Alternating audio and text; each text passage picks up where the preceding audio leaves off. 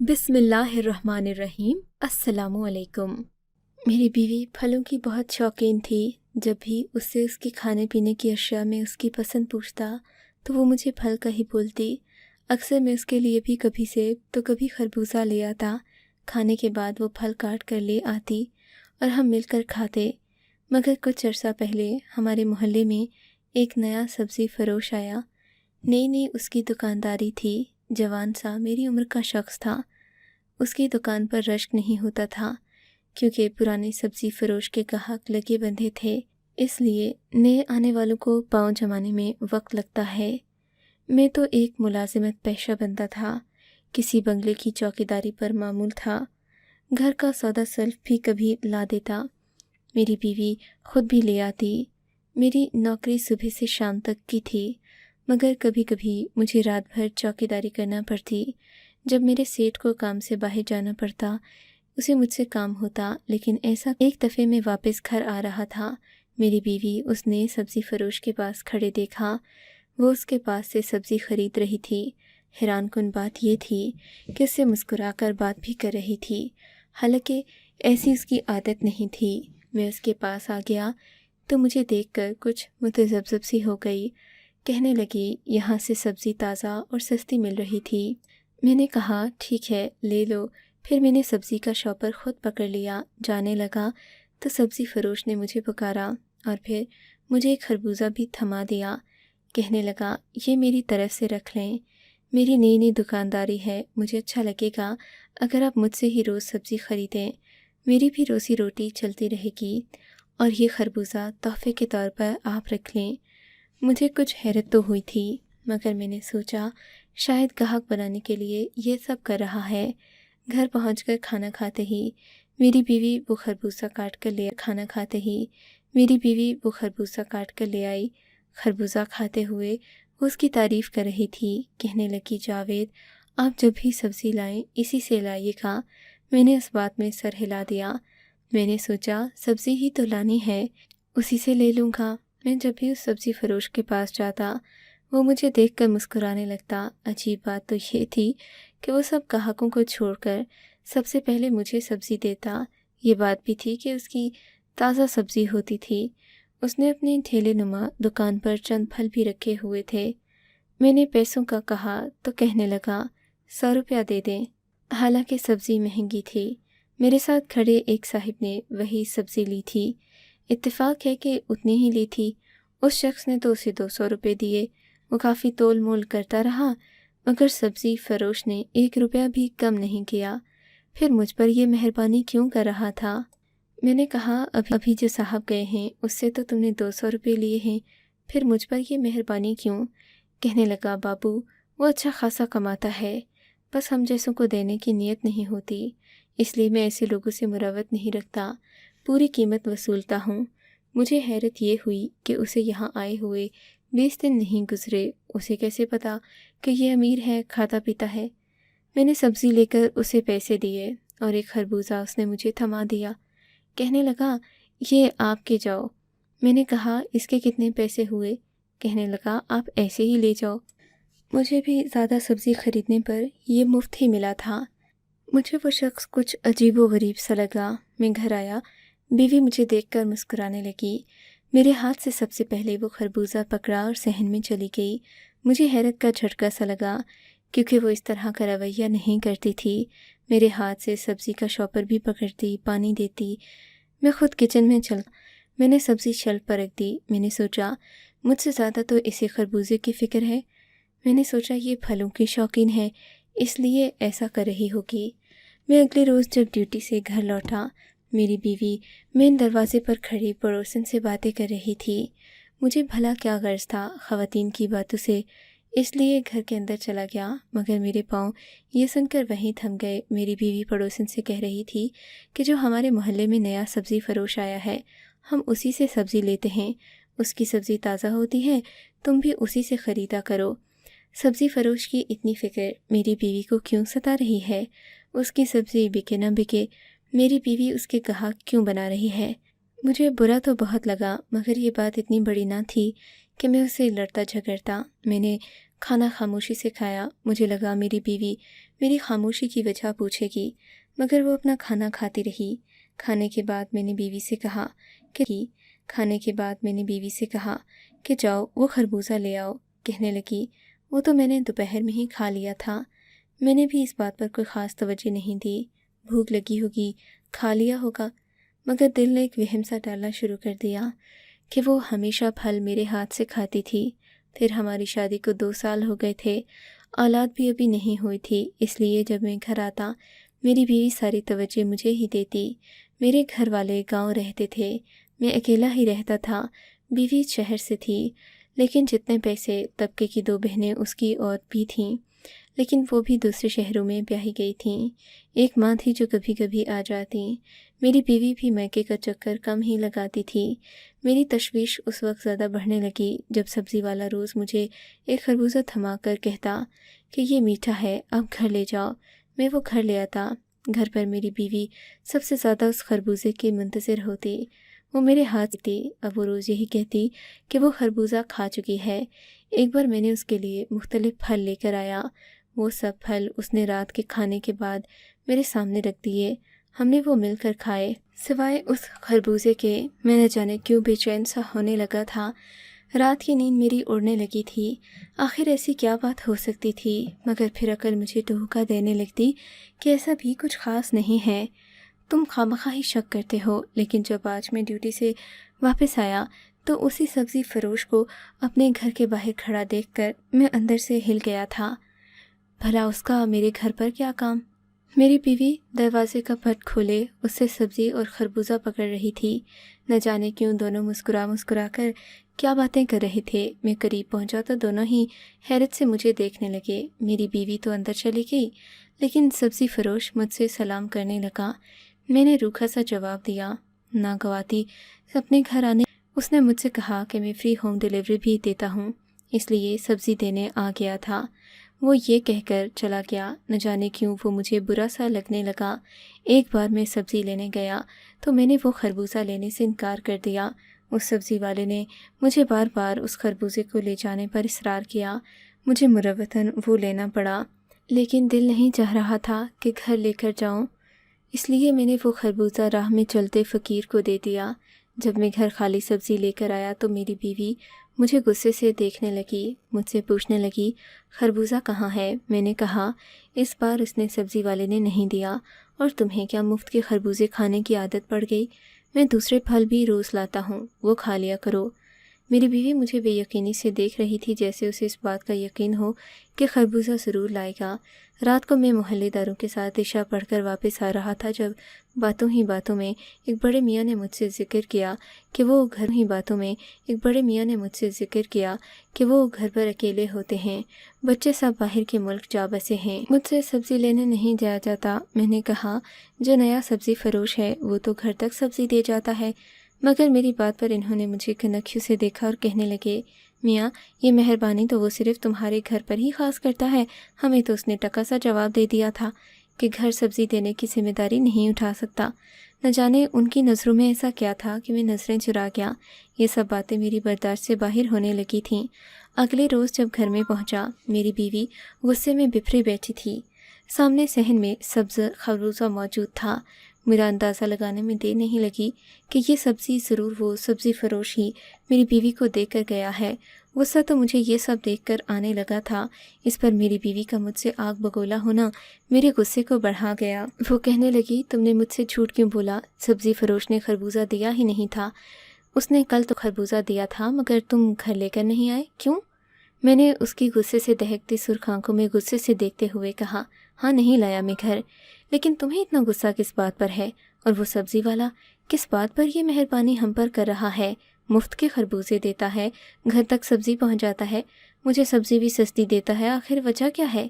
یہ سن کر میری بیوی کا ایک رنگ آیا ایک گزر گیا۔ کہنے لگی اچھے دل کا مالک ہے، نیک سیرت اور ہمدرد ہے، تم اس کے خلوص پر شک کر رہے ہو، ٹھیک ہے مت لانا تم اس کے پاس سے کوئی چیز، لیکن یوں شک بھری باتیں مجھ سے مت کرو۔ میری بیوی کی بات سن کر مجھے اب کچھ یقین سا ہو چلا تھا کہ دال میں ضرور کچھ کالا ہے۔ اگلے 2-3 روز تک میں نے اس سبزی فروش کی بجائے اس کے سامنے دکاندار سے سبزی خریدی۔ وہ مجھے تعجب بھری نگاہوں سے دیکھ رہا تھا۔ گھر آیا تو بیوی کا مزاج برہم برہم سا تھا، چپ چپ سی تھی۔ میں اس کے لیے خربوزہ دوسرے پھل بھی لے کر آیا، مگر اس نے نہ کھانا ٹھیک سے کھایا نہ ہی میرے ساتھ پھل کھائے، بس مجھے کاٹ کر دیے اندر چلی گئی۔ میرے دل میں شک کا بیج تیزی سے پروان چڑھنے لگا۔ مسئلہ خربوزے کا نہیں تھا، مسئلہ اس سبزی فروش کا تھا۔ میرے اندر کی انا مجھ سے کہتی تھی کہ ضرور تمہاری بیوی کا اس سے کچھ چکر چل رہا ہے۔ تمام باتیں میرے ذہن میں جب یکے بعد دیگرے گھومنے لگیں تو میں غصے سے بے قابو ہونے لگا۔ کبھی جی چاہتا بیوی کو میں کے چھوڑاؤں، کبھی دل چاہتا اس سبزی فروش کی بیچ چوراہے میں اچھی دھلائی کر دوں، لیکن میرے پاس کوئی ٹھوس ثبوت بھی نہیں تھا جس بات کو بنیاد بنا کر میں ان پر الزام لگاتا۔ میں اس بار دوبارہ سے اسی سبزی فروش کے پاس گیا۔ مجھے اپنی دکان میں دیکھ کر وہ مسکرانے لگا۔ سبزی پھر مجھے سستی دی، ساتھ میں خربوزہ بھی دیا۔ میں نے بنا کسی حجت کے وہ سب رکھ لیا، لیکن گھر جا کر خربوزہ بیوی کے ہاتھ میں دینے کی بجائے زمین پر پھینک دیا۔ خربوزہ 2 ٹکڑوں میں تقسیم ہو گیا اور جو کچھ اس کے اندر تھا وہ دیکھ کر میرے ہوش و حواس اڑ گئے تھے۔ میں جیل میں بیٹھا گزرے ہوئے وقت کو کوس رہا تھا، ثابت ہو چکا تھا۔ خربوزے کا راز کھلتے ہی میرا رنگ فکسا ہو گیا۔ خربوزے کے اندر ایک چھوٹا سا کیمرہ نکل کر گرا۔ میں نے حیرت سے بیوی کی جانب دیکھا، وہ گھبرائی ہوئی تھی۔ وہ کیمرہ اتنا چھوٹا سا تھا کہ کہیں بھی لگ سکتا تھا۔ خربوزے کے اندر اسے ڈالنے کے لیے ایک چھوٹے سے سوراخ ہی کی ضرورت تھی۔ وہ کیمرہ ایک مومی لفافے میں پیک تھا۔ میں نے زمین سے وہ اٹھا لیا۔ میری بیوی بری طرح سے بدحواس تھی۔ میں نے کیمرہ بڑے غور سے دیکھا، پھر نافہم نظروں سے بیوی کو دیکھا، کیونکہ وہ میرے ہر عمل سے بے خبر تھی۔ اس کی بدحواسی اس بات کی گواہی تھی کہ وہ کچھ جانتی ہے۔ میرا ذہن اب بھی الجھا ہوا تھا۔ ایک سبزی فروش میری بیوی سے یہ کام لے رہا تھا۔ میری بیوی کا بھلا اس بات سے کیا تعلق تھا؟ میں نے نافہم انداز سے اسے دیکھا۔ وہ مزید گھبرا گئی۔ میں نے اسے کہا، یہ سب کیا ہے؟ مجھے سچ سچ بتا دو، ورنہ بہت برا ہوگا تمہارے پاس۔ وہ رونے لگی تھی، پھر کہنے لگی، اور ایک بھائی ہے۔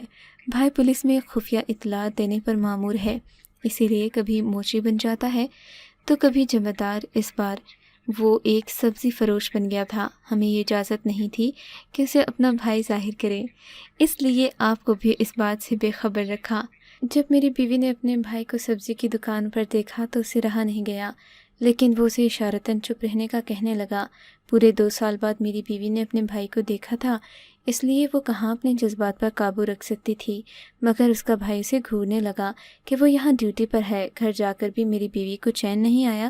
اس کا بھائی یہ جانتا تھا کہ وہ پھل شوق سے کھاتی ہے، خربوزہ اسے بے حد پسند ہے، اس لیے جب میں نے اپنی بیوی کو اس کے بھائی کی دکان پر دیکھا اور اس کے پاس آ گیا، مجھے دیکھ کر وہ کچھ متحرک سا ہوا۔ پھر میری بیوی سے پوچھنے لگا، اس کی شادی مجھ سے ہوئی ہے؟ میں نے کہا ہاں۔ پھر پوچھنے لگا، میرا رویہ میری بیوی کے ساتھ کیسا ہے؟ اس نے کہا بہت اچھا ہے۔ رویہ میری بیوی کے ساتھ کیسا ہے؟ اس نے کہا بہت اچھا ہے۔ پھر وہ چپ ہو گیا۔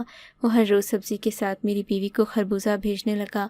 وہ خوش ہو جاتی۔ ایک بار وہ میری بیوی سے کہنے لگا کہ وہ جس کام کے لیے آیا ہے اس میں میری بیوی اس کی مدد کر سکتی ہے۔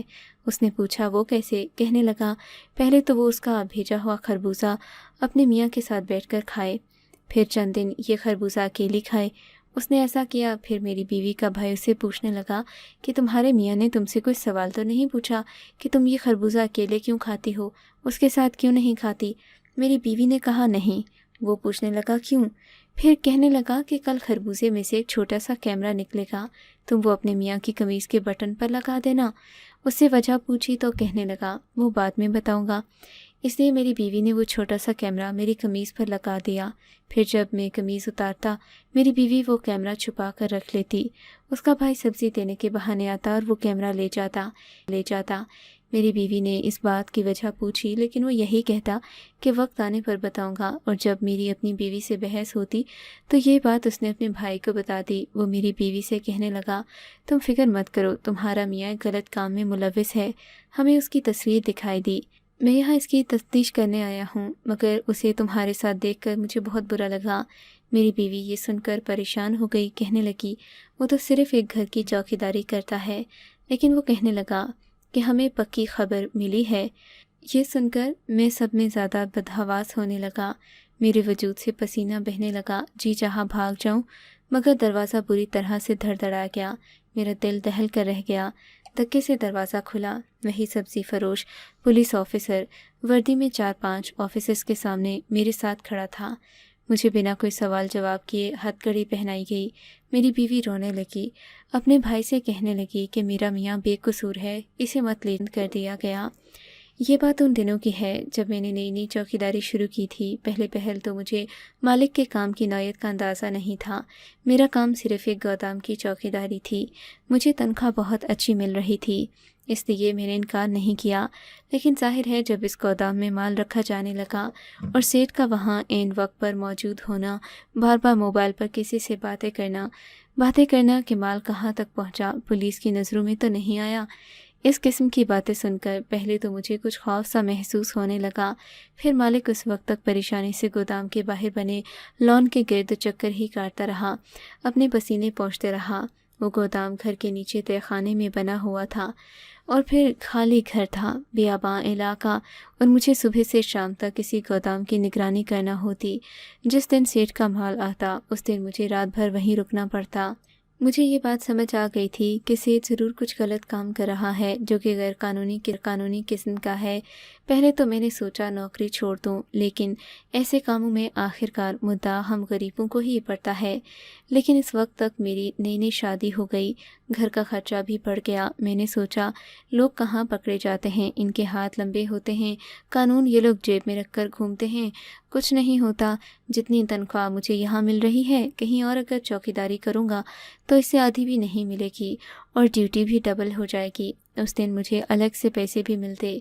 پھر ایک بار میرے سیٹھ نے بلا کر کہا، اگر تم ہمارا ساتھ دو تو ہم تمہیں بھی مالا مال کر دیں گے۔ میں ساری زندگی قسم پرسی میں گزار چکا تھا، اس لیے یہ سن کر خوش ہو گیا۔ کہنے لگے، جب یہاں سے مال لے جایا جائے گا تم بھی ٹرک میں بیٹھ جایا کرو گے۔ میں اس بات کے لیے تیار ہو گیا۔ جس دن گودام سے وہ غیر قانونی مال جاتا، میرا سیٹھ مجھے اچھے کپڑے پہنا کر بھیجتا۔ ان کپڑوں میں نوکر کم اور مالک زیادہ لگتا۔ مجھے نہیں معلوم تھا کہ وہ مجھے لباس کیوں پہنے ٹرک کے ہمراہ جاتا۔ مجھے اس دن 4000 روپے دیے جاتے، میں خوش ہو جاتا، پر جیل کی سلاخوں کے پیچھے پہنچ کر ہر راز مجھ پر فاش ہو چکا تھا۔ پولیس کی نظر میں گنہگار تھا، میرا سیٹ بچ چکا تھا۔ میری لالچ تھی یا مجبوری، لیکن میں بری طرح سے پھنس چکا تھا۔ مجھے نہیں پتا تھا میں کسی سازش کا حصہ بن جاؤں گا۔ میں جیل میں بیٹھا رونے لگا، مجھے اپنی موت سامنے دکھائی دے رہی تھی۔ سارا مدعا مجھ پر تھا۔ چند دن میرے اسی اذیت میں گزرے۔ چند دن بعد میرے پاس میری بیوی کا بھائی آیا، کہنے لگا، اگر تم سچ بتا دو تو میں تمہیں بچا سکتا ہوں۔ میں نے اسے ساری بات بتا دی۔ وہ چپ چاپ میری بات سنتا رہا، پھر کہنے لگا، تمہارے بغیر میری بہن کا رو کر برا حال ہے۔ میں اسی کوشش میں ہوں کہ تم بچ جاؤ، لیکن اس وقت سارے ثبوت تمہارے خلاف ہیں۔ میں نا امید سا ہو گیا۔ بیوی کا خیال بھی آیا کہ وہ میرے بغیر کیا کرے گی۔ کاش کہ میں نے چند ہزار کی لالچ نہ کی ہوتی تو میرے ساتھ یہ سب نہ ہوتا۔ پہلی بار پیشی بری طرح سے ناکام ہوئی۔ میں جج کے سامنے روتا رہا، گڑگڑاتا رہا، مگر میری کسی نے ایک نہ سنی۔ چند دن بعد میری آخری پیشی تھی۔ مجھے معلوم تھا اس بار مجھے سزا سنائی جائے گی۔ میں کٹہرے میں چپ چاپ کھڑا تھا، مایوس ہو چکا تھا۔ جب سامنے کٹہرے پر میرے سیٹھ کو لایا گیا، وہ اپنے سب جرموں کا اقبال کرنے لگا۔ وہ یہ بھی کہنے لگا، میرا کوئی قصور نہیں، میں جو کچھ بھی کرتا تھا سیٹھ کے مجبور کرنے پر کرتا تھا۔ مجھے بس چند ماہ کی سزا ہوئی تھی، میں چند ماہ بعد بری ہو گیا۔ میں نے ایسے کام سے توبہ کر لی، اب وہی سبزی کی دکان چلاتا ہوں، روکھی سوکھی جو میرے نصیب میں حلال کی ہے وہ کھاتا ہوں۔ روز اپنی بیوی کے لیے خربوزہ ضرور لے کر جاتا ہوں، اس کی دعاؤں کا نتیجہ ہے کہ میں آج آزاد زندگی گزار رہا ہوں۔ اب مجھے یہ بات سمجھ آ گئی ہے کہ برائی چھوٹی ہو تو بھی برائی ہی ہوتی ہے، حرام کا ایک نوالا بھی اندر جائے تو وہ حرام کا ہی ہوتا ہے۔ میرا شاکر ہے۔ اس واقعے کو 3 سال بیت چکے ہیں اور میرا ایک بیٹا بھی ہے۔ میں اپنی زندگی سے بہت مطمئن ہوں۔ آپ کو اگر یہ کہانی اچھی لگی ہے تو اس ویڈیو کو لائک کیجیے اور اس طرح کی مزید کہانیاں سننے کے لیے ہمارے چینل کو ضرور سبسکرائب کیجیے۔ کہانی سننے کا شکریہ۔ آپ سے ملاقات ہوگی اگلی ویڈیو میں، تب تک کے لیے اللہ حافظ۔